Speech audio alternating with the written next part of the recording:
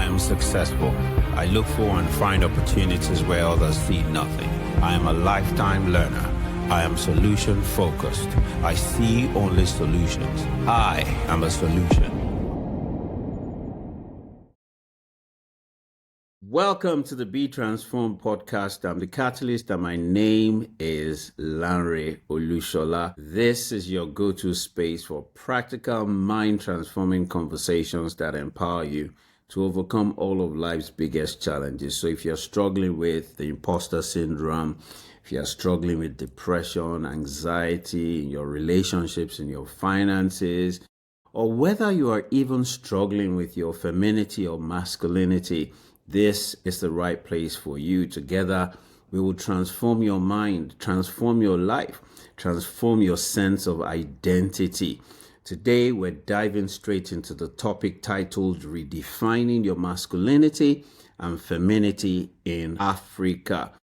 And I've got none other than Banke Sotomi that's joining me on this conversation. She's a feminine energy embodiment expert. She's an executive leadership coach who empowers high-achieving women, particularly African and Black female leaders, to lead with ease, grace, and feminine power. After 2 decades as a high-performing corporate lawyer, she embarked on a journey of deep transformation that led her to discover the power of embodied feminine leadership. Today, she helps women break free from burnout and masculine-driven leadership models, guiding them to lead with confidence, authenticity, and impact. Her work blends somatic practices, feminine energy, and transformational coaching to elevate leadership across industries and nations. Banke, welcome to my podcast. How are you today? Hello, TC. Thank you so much for having me. I am excellent today. Thank you. And yourself? How are you doing? Very well, thank you for asking. So let's dive into the conversation, Banke. Yes. My office shared with you the book that I've been working on for the last 10 years. In the last 10 years, I've sought for the secrets of the world's most successful people. I've researched it. People like Mark Zuckerberg, people like Oprah Winfrey, Beyonce, Jay-Z, and the list goes on. And I know that it must have been a challenge for you to look for 5 out of the 50. So which of the 5 would you say are, your own top 5 secrets? And having worked with leaders across the world, which would you say, that you've compiled at the top 5? Yeah, thank you so much, TC. It was actually very hard to pick my top 5. I think I picked 8. I said 5. You picked 8. All right. If you can run through it in 5 to 7 minutes and we're good to go. Right. So top of my list is flexibility. I think flexibility is, for me personally, aligns with my free-spirited nature. It's about going with the flow. It's about trusting the divine flow of life. It's about knowing that everything is working together for your good. And when you have flexibility, it gives you the capacity to kind of move like water. Chris Brown, who's one of my favorite artists, he's got a song called Be Like Water. And when you're hearing the song, you're thinking about how water shifts shapes in various ways. So for me, flexibility is one of the things that I try to practice in my life, and is very much in alignment with feminine energy, of course, which we're going to talk about in a short while. Then the second one is alignment. Alignment is one of my favorite words. It's actually one of the pillars in my coaching community, which is the Mega Woman, which stands for women who are magnetic, elegant, graceful, and aligned.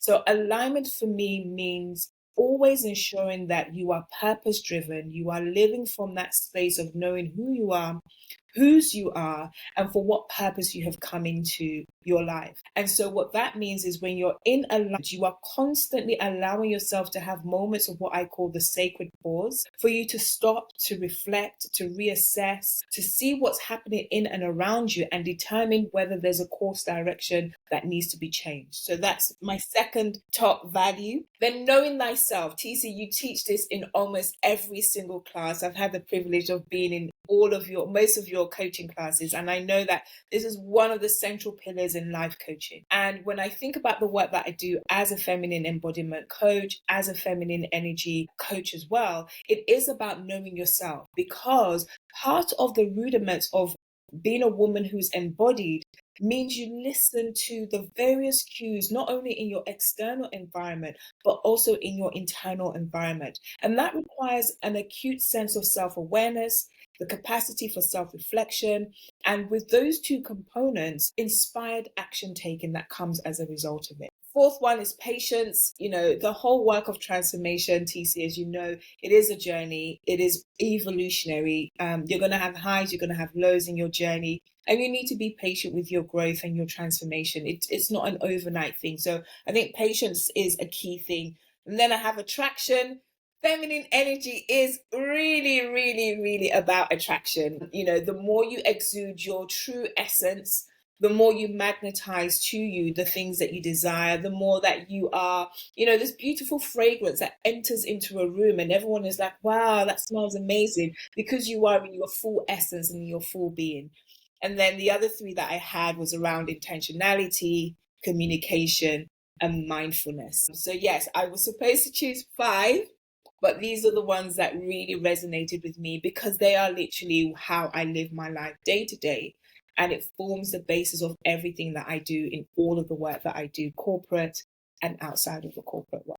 Wow, that is so interesting. So I'm going to lean in with attraction. I'm going to lean in with alignment. I'm going to lean in with flexibility, even know thyself, and also patience and mindfulness with intentionality. Our topic is about feminine energy and masculinity and what it means to us as Africans. And so we're speaking to people of African descent. Okay, so the very first question on this subject matter is, how does the world and how does Africans define, or how do Africans define what a real man is, or what a proper woman is from a family, community, and religious context? So first of all, Tisa, I really am excited that you mentioned that this is from an African perspective, because one of the things that spurs and inspires the work that I do is this belief that I feel that there is an awakening of the modern African woman. And the awakening of the modern African woman is a woman who steps into the full understanding of her power, but with the acknowledgement of her blueprint, which is the feminine essence. And so when we are speaking about femininity, we're speaking of masculinity, I'm excited that it's an African context that we are speaking about, because Africa is the future, not only from a geographical perspective, not only from a resource perspective or the generational perspective. I really do believe that Africa has arisen. And I think part of the rising that will happen in Africa, and we are already seeing it, is the rising of women into leadership roles. But my encouragement for us as women is that as we step into those roles, we don't need to act like men. We don't need to bring on so much of the masculine energy, that we do away with the power that we hold in our feminine essence. And so to answer that question, TC, I do think that we do live in a patriarchal society, right? And that patriarchal society has caused everything, if you like. If you think about anything in the world, it has been skewed with the lens of a masculine eye.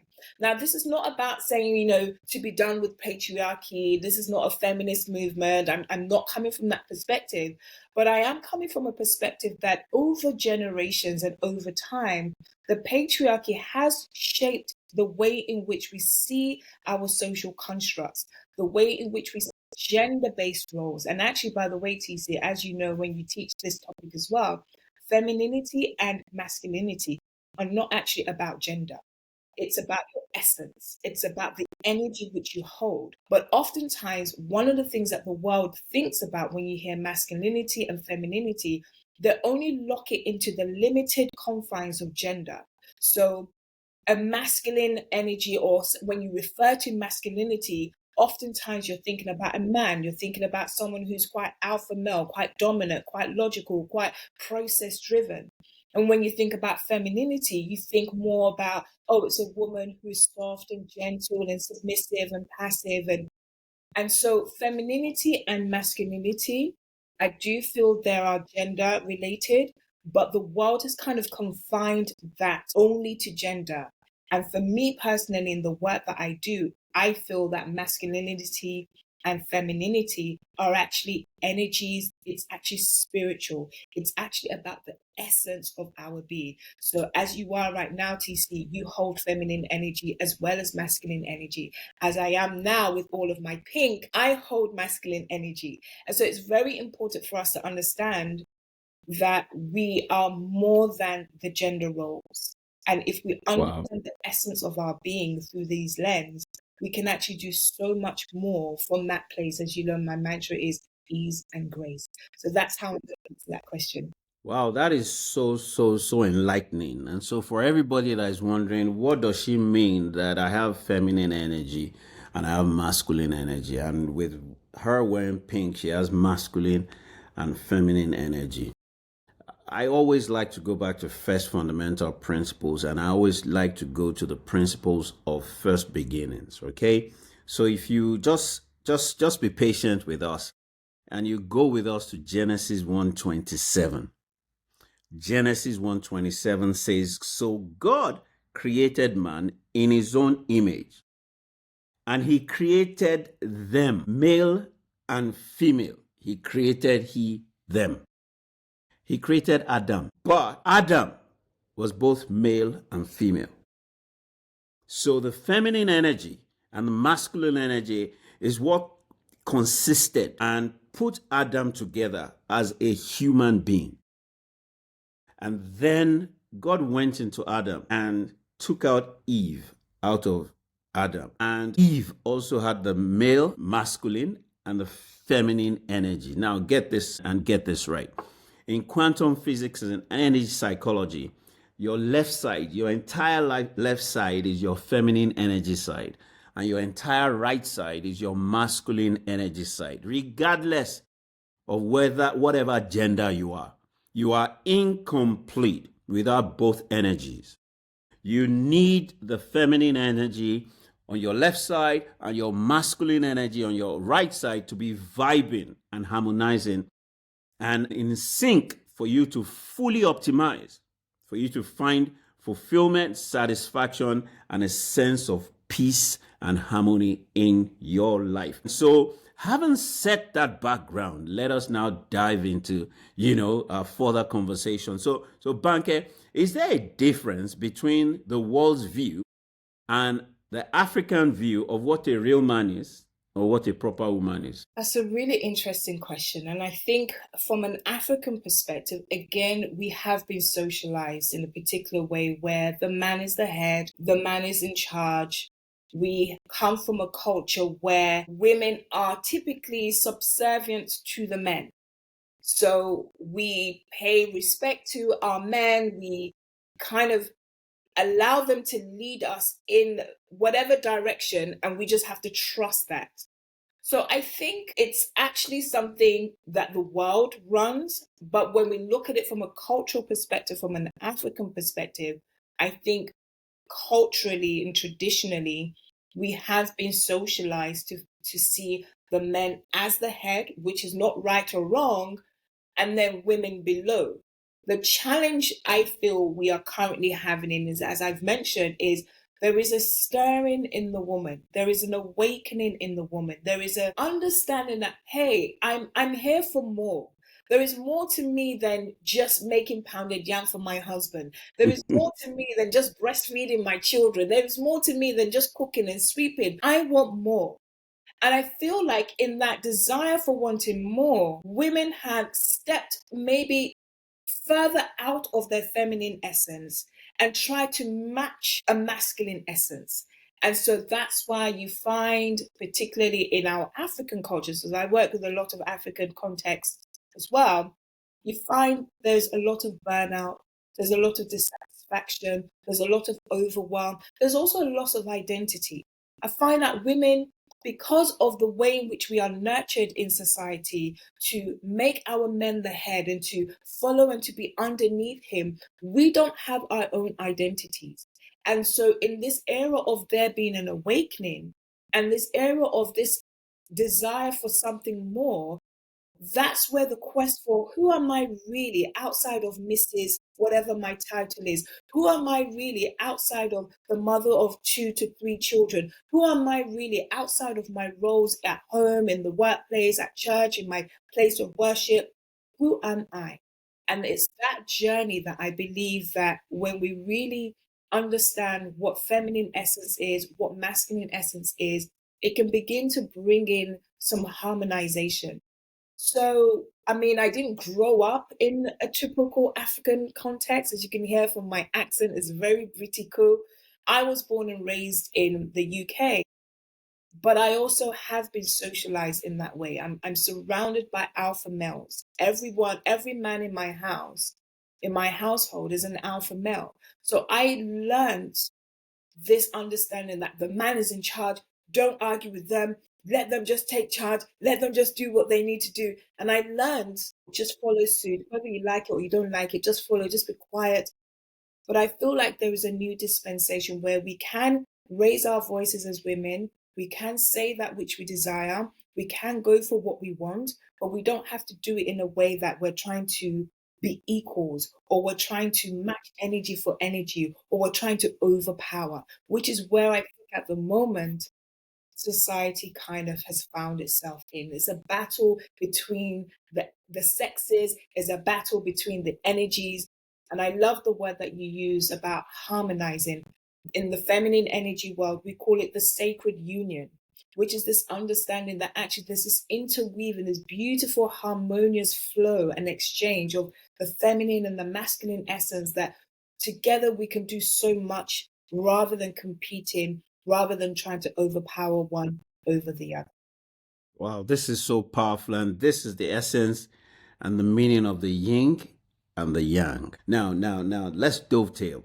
So, what is masculine energy? What is feminine energy? Now, you talked about masculine essence and feminine essence. How do these things play out in men? How do they play out in women? What Yeah. are the benefits and the consequences of not embodying your masculine energy and your feminine energy? So I want you to break it down. Speak to the men first, and then speak to the women. Okay, so I love that you've asked me to define or explain what masculine and feminine energy is, because it is just really about the attributes. Again, I really want to emphasize that when we talk about masculine and feminine energy, it's not gender specific or restricted. So when we think about masculine energy, as you have rightfully pointed out, it is that energy that resides on the right hand side of us, right? And the masculine energy is a very process driven energy. It's a driven energy. It's an action taken energy. It's about, we need to get this done. When are we going to get it done? It's about timelines. It's about logic. It's about methods. It's about determination. It's about passion. It's a go, go, go energy. So that's why it makes sense that men have been socialized more in their masculine energy, because culturally they are raised to be, you're going to be the head of the house, you need to go and fend for your family, you need to go and work and bring back the goods. So men are naturally wired in that way. If you think about their hormonal processes as well, they release, I think it's testosterone every 15 minutes, which gives them that sort of, let's go for it, let's take action, let's go. So for a man's perspective, he will definitely have more of those traits because that is how he would have been socialized.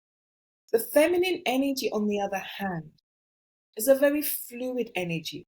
It's a very dynamic energy. It's an energy that ebbs and flows. And I really, really love to use, I love that you mentioned the scriptures, but when I think about feminine energy, I think about Proverbs 8. Because Proverbs 8 describes wisdom as a feminine entity. So for me, feminine energy is not just about my pretty pink, it's not just about my lashes and my girly behaviors. It's so much deeper. It's spiritual. It's an essence. It means wisdom. There's a portion in Proverbs 8 that talks about how wisdom was at the beginning of creation. There was a dialogue before even the earth was formed. And so when we talk about feminine energy, it's dynamic, it's spiritual, it's intuitive, it's creative, it's very much like Mother Nature. One misconception I think people have about femininity is that it's soft. It is gentle, it's passive, it's quiet, it's submissive. That is a form of feminine energy. But when you think about Mother Nature, right? One moment she can be a very gentle, beautiful breeze on a nice summer hot day. And in an instant, somewhere else in the world, she can literally be a whole storm that wrecks entire cities and states. And so, what that means to me is that there is a very unbridled power that comes with feminine energy. And this is why we need to understand that we both house these energies as men and as women. Because as much as men are the doers, go make that money, go look after your family, go, go, go, go, there is also a softness that they can embody. That softness is the tenderness that you see when they are in love. That softness is the tenderness when you see when they're engaging with their children, or they're engaging with something that they love or they appreciate, or even their creativity. They're tapping into their feminine essence. Likewise with women, yes, we're soft, we're nurturing, we're the caregivers, we're the homemakers, but there's also a very driven side to us. Never in the history of womanhood have there been so many women with economic independence. We go to work, we do a 9 to 5, we do long shifts, we carry the heavy loads, we do so many things. So there's also that masculine side to us. And when we talk about embodiment, again, going back to that word that you used, it's about harmonizing it. There are some men who are so in their masculine energy, they have no connection to their emotional side. They have no ability to be soft and loving and caring and nurturing and understanding. Likewise, you have women who maybe are so into their feminine energy, but they've embodied only the soft, passive parts. And so they become, if you like, doormats. They don't speak up for themselves. They just take whatever comes. But on the flip side, you then have women who are so masculine. Oh my gosh, you'd be wondering, are you a woman or are you a man? Because they literally just go hard for everything. And I think when we are just in misalignment, we talked about that word alignment. I think when we are misalignment with the yin and the yang, the balance between both, we can't really operate as the fullest expression of ourselves, particularly our divine selves as well. Wow, wow, wow. This is so, so good. This is so good. So you talked about the women that present themselves as men, they're so driven, they just want to take over. They are driven with passion, many are driven with anger, many are driven from a place of pain. They speak from a place of pain, and and these are women empowerment groups. So I want you from as an embodiment specialist to talk to us about the good, the bad, and the ugly of women empowerment initiatives and groups today. And what are the things that we should be aware of? What are the great things that they are doing? And what is the havoc that they are creating so that we can have a balance? Because a lot of people don't realize, a lot of people have been carried by the tsunami of women empowerment, and the world is headed in a direction that if we do not pause and hit the brakes and recalibrate, we may not like where we end up. I think this is a very interesting topic that you've raised, Tizia, and it's slightly controversial because I have a little bit of a pushback because I feel like women empowerment in and of itself is a necessity for us to progress. When we think about the world in which we live in, the reality is there are far more disadvantages to women in comparison to how men operate. Again, that's because we live in that patriarchal world. So I think we first of all need to understand that we are never at that equal par. That women are always still striving, which is why women empowerment opportunities come about. I think what you are trying to allude to and what you are alluding to is not so much about women empowerment. I think it's about the misunderstanding of what women empowerment means. And I feel like women empowerment is a fight for equality, it's a fight for equity, it's a fight for us to have our rights, it's a fight to have our world protected, and all of those wonderful things. But it's also misconstrued because it then paints the men to be the enemies. It then paints the men to be the ones that are bad. And I feel like, again, when we go back to the way in which life and the world has evolved, we're all products of our social conditioning. If a man has been conditioned to be the head, to go and fight, to go and make money, he's only naturally going to be wired in that way. If a woman has been socialized to just be at home and to be catered for and to be nurtured, she's only wired in that way. The challenge is we have disrupted times. It is no longer acceptable or the same to say women should stay at home, because women have so many capacities now. Women have so many things that they can do. And I feel that the main challenge, I won't even say it's to do with women empowerment. I think is the misalignment of this idea that we have to battle against men. I feel like it's that positioning that makes men seem like they're being attacked, and it also makes women feel like they are the aggressors in some contexts, not all. And I think it's just important that we don't bracket or brandish women empowerment stuff with the small pockets where those activities and those sentiments really are problematic. I do believe that women do need to stop and pause and reflect on how we engage with our men, particularly, again, just speaking to our African context. I do feel like as African women, we have expected so much from our African men that we have lost to some extent some of the sensitivities that we should have in recognizing that life isn't also easy for African men. The shoulders that they have to carry, the loads that they carry, sometimes gets weak. Sometimes it aches. Sometimes it gets fractured. And what we need to be doing as women is, yes, as we are empowered, as we are going for our dreams, as we are rising, as we should be, let it not be at the detriment or at the disrespect or at the disregard of the men that actually have always tried their best to support us. So I feel that the narrative isn't really about women empowerment. I feel like the narrative is just about the misaligned concepts of what women empowerment means. Women empowerment is not an attack against men. Women empowerment is not a disregard against men. Women empowerment is saying, I have a right, I have a voice, I have abilities, I want to stand and I want to shine. But when we start doing that and start attacking, right, our men, or when we start doing that and we start wanting to overpower and overshadow, then we've kind of lost the whole essence of why we're going in that direction in the first place. So I think that's how I would like to answer that question, just bearing in mind that it is not women empowerment that's the problem. It is just the way in which some of the ideas have been misconstrued and misaligned. So it's thank you very much for reframing the conversation. So where is this misconception? Again, Where is this misalignment coming from? yeah, again, I think, this is, oh gosh, this is such a juicy conversation. And there's so many angles to go with this. I think, women reached a point where they had had enough, and rightfully so.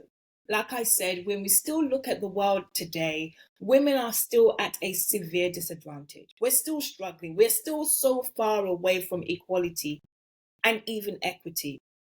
And I think as the world has begun to introduce the narrative, I mean, I remember when I was in college, Destiny Child came up with Independent Woman, that song, all the ladies, I can't remember how it goes, but, throw your hands up out there.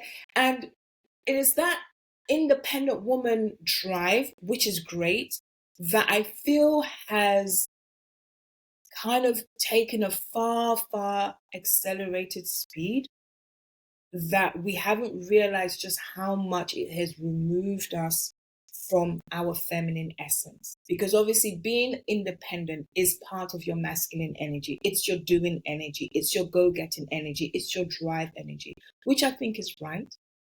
But it has gone to the point where I feel women are exasperated. I feel like this is a stage where women have put their foot down, have said no, have pushed back, have shouted, have screamed.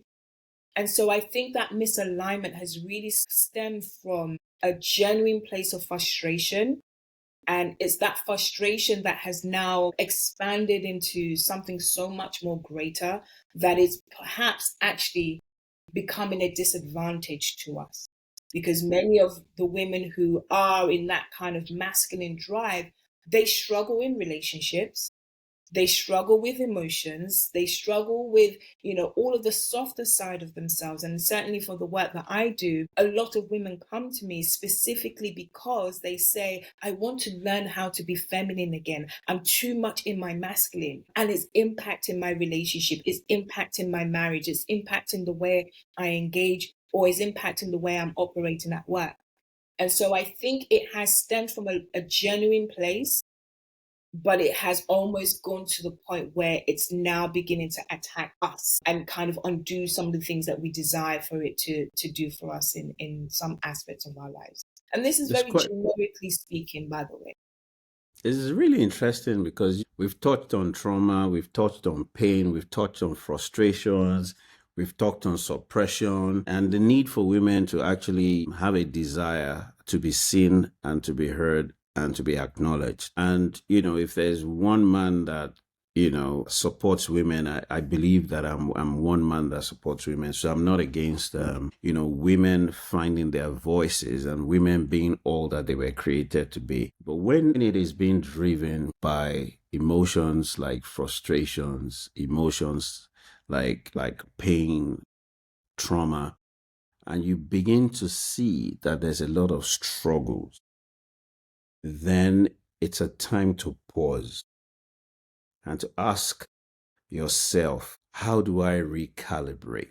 What isn't working for me that I need to change? What is working for me that I need to continue doing? What aren't I seeing? And what aren't I doing that I need to start doing? Because I believe that relationships and people are different. So my relationship with you can never be the same as your relationship with somebody else. And my relationship can never be the same with somebody else. And so it is important for us to recognize the value and the power in these relationships and what works with these relationships. Now, there's some people that add power to you. There's some people that you are there to add power to them. And that's the dynamic. And that's the essence of the yin and yang. So if I am in a relationship where I am the one that's supposed to add power to you, right? And you need that power, right? For whatever it is that you need it for. That's the dynamic of that relationship. And if you do not get that power, it means that you are short of power. And when you are short of power, how does that affect and affect you in terms of optimal performance and productivity? And it's important for us to, as men, as women, and I'm not just speaking to the women, and this is where that yin and yang, that dynamic within yourself, you do not continue to drive that imbalance or that lack of harmony between your feminine energy and your masculine energy, and between the energies, right, that interplay and engage within themselves in your relationships, because we are all created for relationship.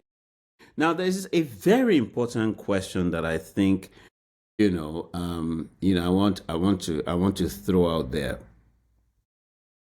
Is equality, is it a reality? Women are seeking for equality or equity. Which is more of a realistic aspiration? Is it possible to have both? Is it possible to have one? What's your take? This is a really good question because obviously in my day-to-day work, I do a lot of work around equality, inclusion, diversity. And one of the narratives in the field of work that I do is to your question. Actually, equity is what we need more than equality, because the reality is we can be equals, we can all be on the same standing on the same level, but you will have one person that's shorter, one person that's taller, and you will have a fence that even though we are all on the same level of platform, some people will still not get to see what's on the other side of the fence by virtue of the fact that actually equality isn't necessarily the answer. I personally do believe that it's about equity, which means I recognize that yes, everyone is on the same platform, but my son, for example, is 6'4". Definitely him standing on the platform, his vantage view of what he can see over that fence is going to be far, far greater than my youngest niece, who's probably about 4 foot or 5 foot. And so equity says, okay, um, son, you don't need an extra platform to stand on because you're already tall. Let me get another platform or two or three so that baby niece can stand and she too has access to the same view. So I do believe that if we had this understanding when it comes to the world of femininity and masculinity, we would find less women trying to be equal to men.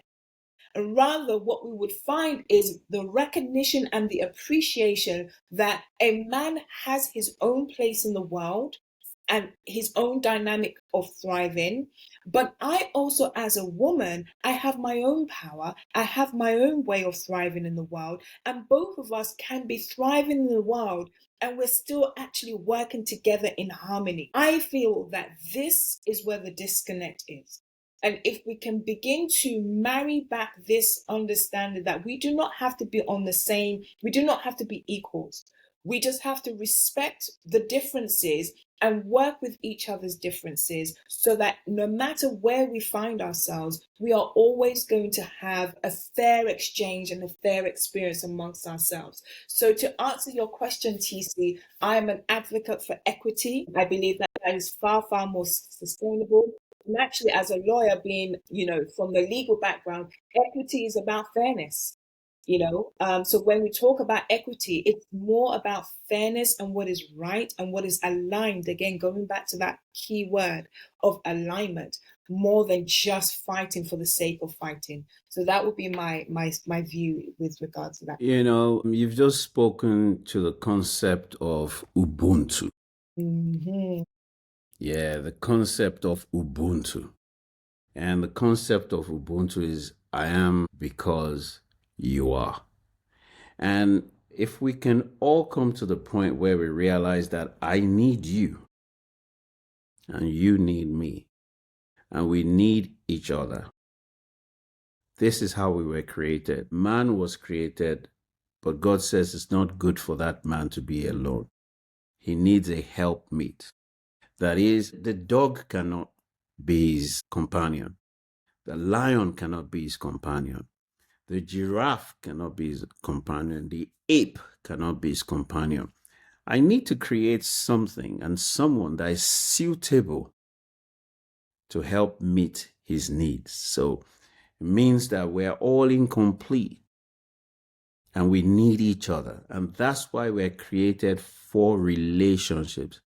You know what I found out, Banke? I went on and did a research and I realized that God is just so intentional. If you check the population of the world and you check the demographics, female to male, it's so equitable, it's unreal. It's either it is 50.4% male and 49.6% female, or 50.01. You would always see every year. It never moves. It never goes to 55-45. It never goes to 60-40. It never goes to 70-30. God recognizes, right, that we need one another. Why are we fighting this fight? Honestly, I've also done a research and realized that life will never be fair. Life will always be just. If you look at my fingers, they can never be equal. They don't have the same length. And they don't all have the same shape. And they don't all have the same function.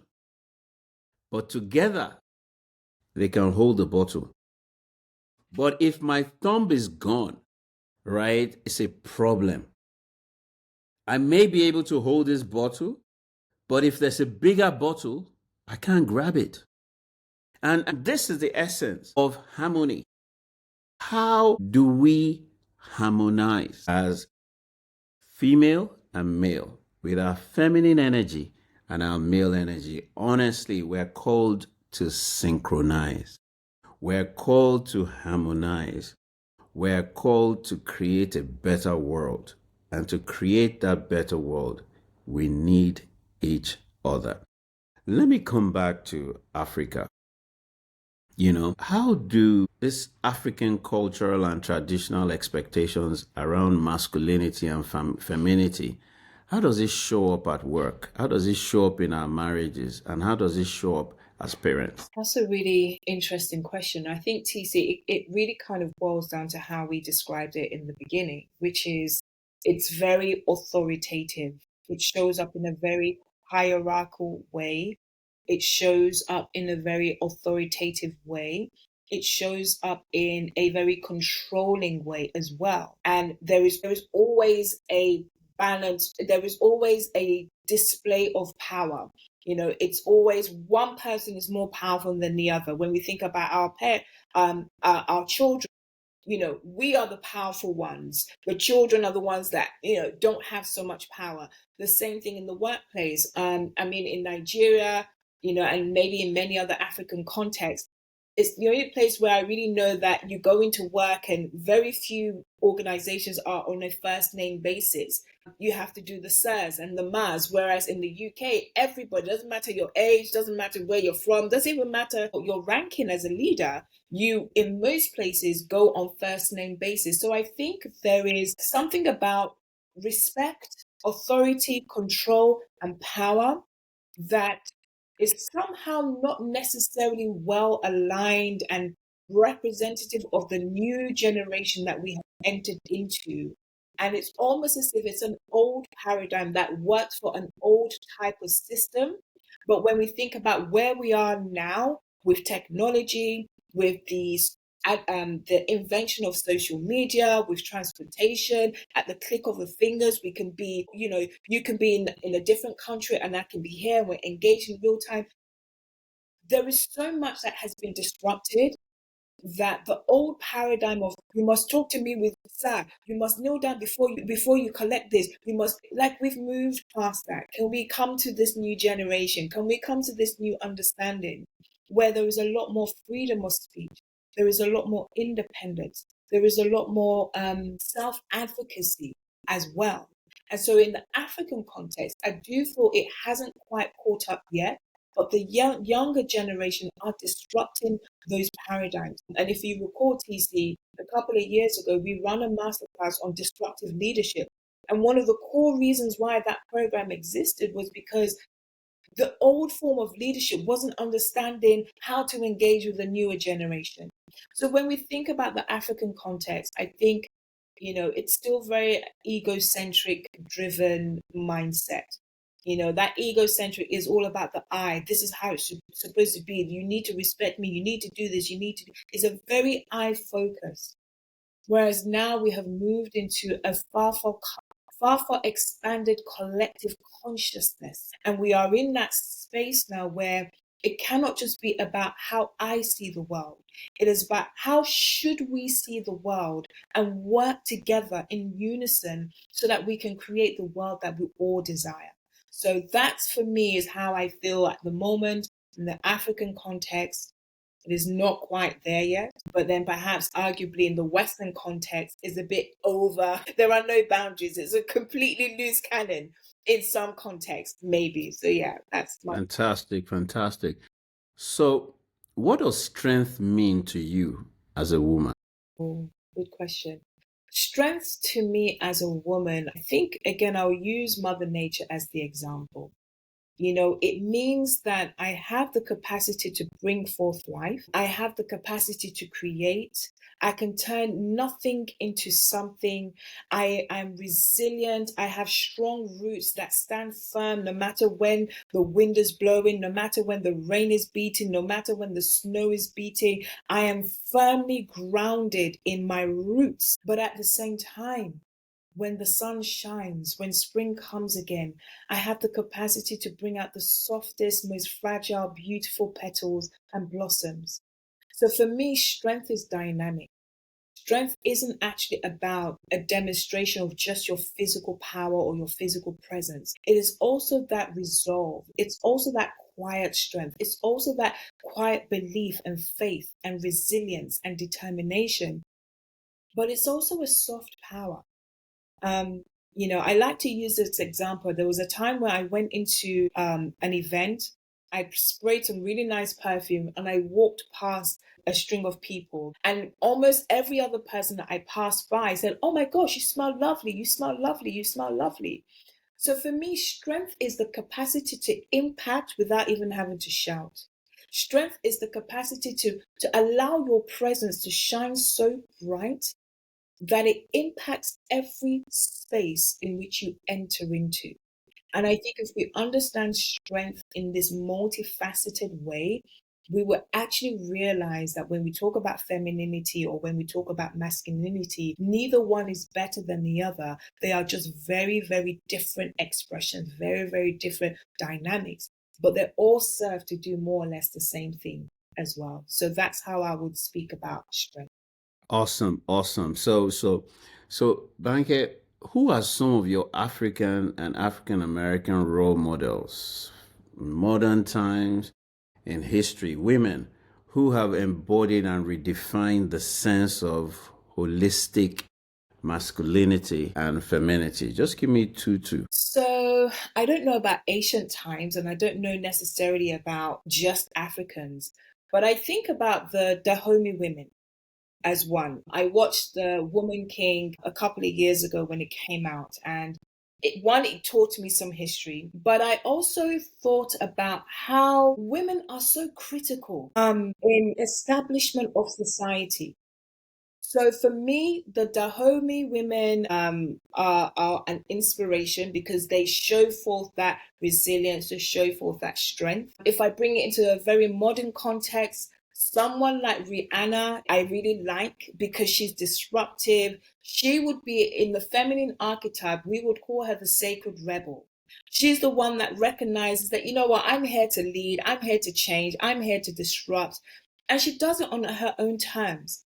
And when you, again, I'll use Mother Nature because it's such an easy analogy to use whenever speaking about feminine energy. When you look at organic fruits, when you look at organic apples or organic pears, sometimes it's a different shape, right? It's not like your genetically modified apples that's perfectly shiny, perfectly round. Sometimes there's a dent in it, sometimes there's a quirk in it.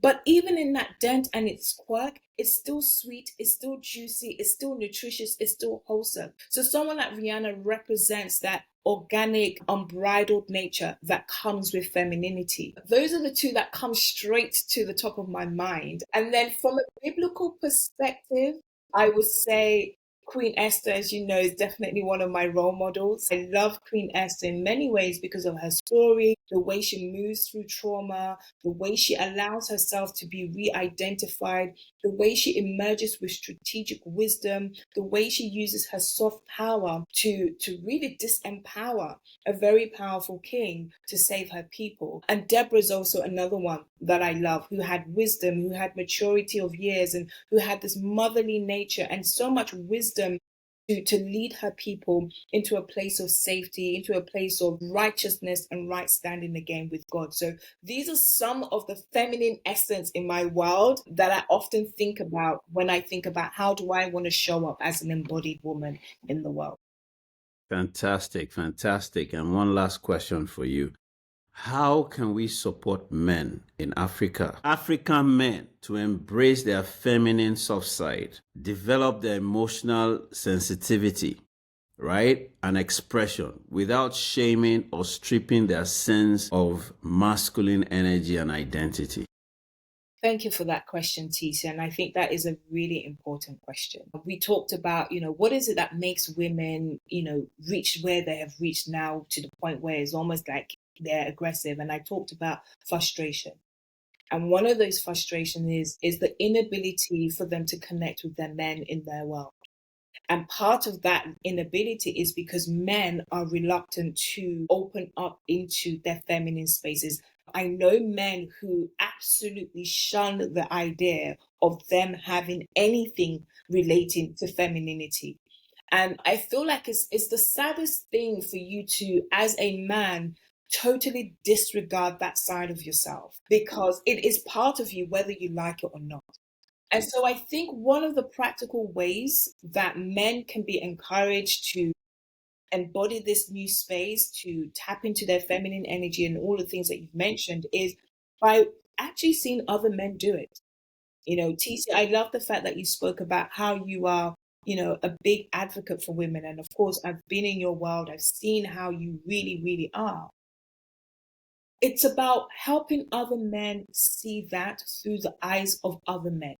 Because I find that when a woman is trying to tell a man, soften up, tap into your feminine energy, of course, the response is going to be, are you okay? What do you mean? Come on, go and sit down there. So I think there is a responsibility for men themselves to find their own communities and spaces where they can feel safe to have these conversations and they can have role models as men who show up both very embodied in masculine and femininity. I think also we as women need to recognize that part of the reason why men are not vulnerable is because we are not safe spaces. If all we are ever doing with our men is demanding and taking and asking and pushing and moaning and complaining, we will never be a safe space for that man to come to.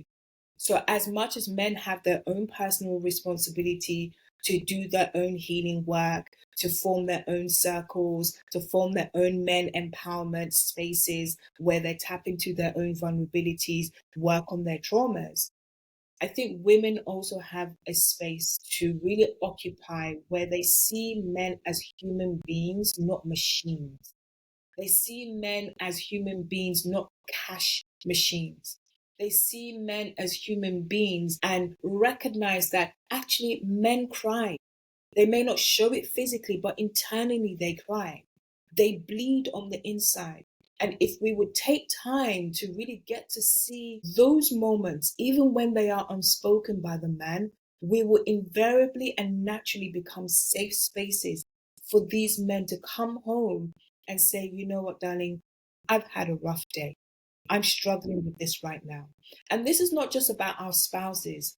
This is also for our men, our male children. So I have two boys and I have been navigating and supporting their journey. And I realize how tough the world is for men. I really, really realize now when I see how they have so many struggles and hurdles to overcome. My role as a mother to them, as a woman, is one to empower them, but also to allow them to realize it's okay to have moments of tears and sadness. It doesn't make you less of a man. It actually means that you are open and strengthened because you have capacity to actually share what is truly in your heart. So I think we both have roles to play. Men, you guys need to come get it together. You can't say, I'll be angry that women are advancing, women are doing their own, and then you're now shouting at us, but you people are not doing your own. Come on the journey with us. Do your own healing. One of the reasons why women empowerment has grown in such an exponential way is because we are invested in our healing. We as women are invested in wanting to make life better. And I'm not saying men are not, but men are more driven by how much money did I make today? What is my business? But they're losing sight of that human, soft heart side that is also important. So I feel that it's definitely something that both sides need to play a role in. And so yeah, Fantastic. that's what I would say in that. Thank you very much. And also, parenting has to change. the way that we nurture our male children, our female children, the tasks that we give them, and the things that we drive into their belief system. Men don't cry, men don't, meanwhile, once your daughter cries, you embrace her. You say, be a man, be a man. What the hell does that mean? We need to change how we bring up our children. And then the social contract has to change. Society has to change its approaches and expectations. And we have to begin to reframe roles. Yeah, and reset roles. It's very, very, very, very key. Banke, thank you very much for your wealth of wisdom. Thank you for sharing, from the depth that you shared from today. One last question for you, though. How do you relax? How do you unwind? Well, self-care is one of my biggest values. So I practice a number of things. My morning routine, I have a morning routine that is non-negotiable. When I wake up in the morning, I carve out specific time for myself, for my spirit, for my body. I pray, I move my body, I get my body to just loosen up. So that's one of the things that I do to relax. I look after myself. I go to the sauna, I go to the gym. I embody pleasure. And I think pleasure is a conversation that we often don't talk about because it's either construed in one direction, which you only think about it in maybe in a sexual way, or you think about it in an indulgent way. But pleasure is really understanding that in every moment of life, there is something to savor, there is something to enjoy. And one of the things that I love to do is to be out in nature. When the weather is nice, especially in the UK, I love to be at the park. And because it reminds me that there is always something beautiful to engage with life. And those are the things that help me to relax. They help me to appreciate my moment. I very much try to practice being in the moment. I'm not in my past. I'm not in my future. I am in the here and now. And so for me, these are some of the ways that I choose to help me relax as well. Thank you very much. And listeners out there, thank you for joining us on the Be Transformed podcast. Remember that transformation begins with a renewed mind. And if you found this conversation of value, don't keep it to yourself. Make sure that you share the link to my YouTube channel and my podcast my audio podcast on Spotify. Make sure you share it with somebody out there. And let's keep transforming lives. It's one episode at a time, it's one mind at a time, and it's one life at a time. Thank you very much and have a wonderful day. Shalom. I am successful. I look for and find opportunities where others see nothing. I am a lifetime learner. I am solution focused. I see only solutions. I am a solution.